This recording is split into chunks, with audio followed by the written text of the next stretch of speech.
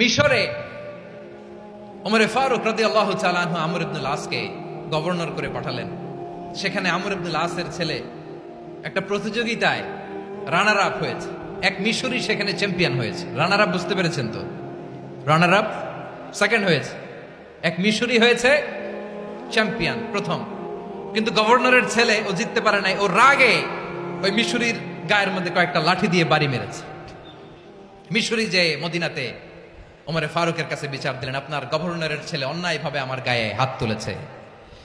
সাইয়েদনা ওমরে ফারুক আবার ফরমান জারি করলেন, আসো মদিনাতে আসো। মিশরীকে ডাকলেন। ওই মিশরের গভর্নর আমর ইবনুল আস রাদিয়াল্লাহু তাআলা আনহুকে ডাকলেন, তার ছেলেকেও ডাকলেন। সবাই বসে রইল।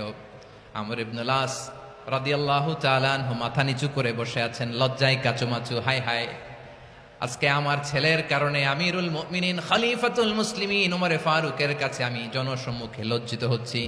সাইয়েদনা ওমরে ফারুক বললেন, এই নাও লাঠি।